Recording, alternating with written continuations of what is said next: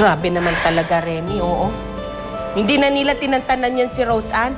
Nananahimik na nga siya doon kay Dee. Hinahabol pa rin nila. Naisip ko nga na mabuting kay Mr. D na lang siya napunta eh. At least kay Mr. D, Chang, poprotektahan niya si Rose Ann laban kay Jerome, di ba? Pero sana talaga manahimik na yung bata, Remy. Labis-labis na yung trauma na dinadaanan ng bata.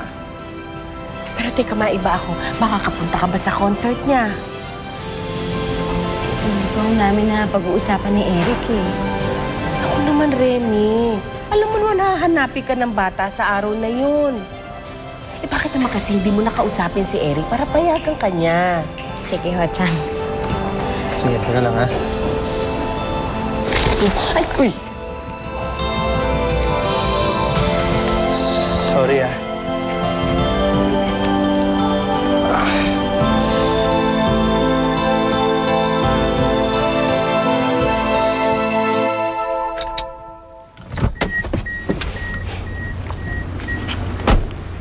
Tama ba lahat sinabi ko sa'yo, Jo?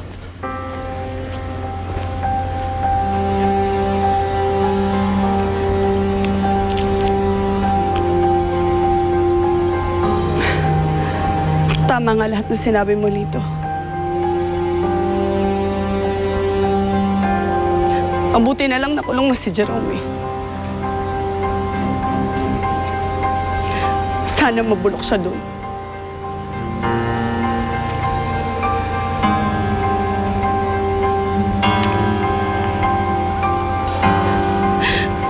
Lito.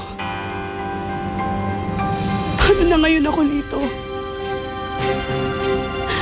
Wala na akong kakampi. Wala na akong mapagkakatiwalaan. Wala na akong aasahan.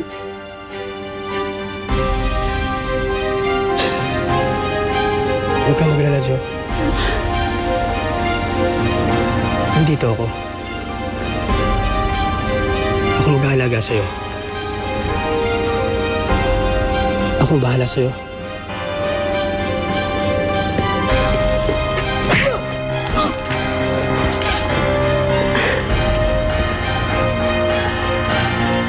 Ikaw pala bahala, ah. Loko-loko kang hayop ka. Gusto mo pang umisa? Ha? Jerome, kaya na nila yan. Oo nga, bossing. Kaya namin yan. Sisilong sa amin yan, boss. Sabi ko naman sa'yo, di ba? Mapakikinabangan natin yung dalawang yun. At wala pang bayad yan, ha? Utang na loob lang.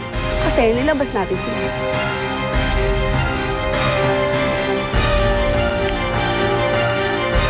Bilib ako sa'yo.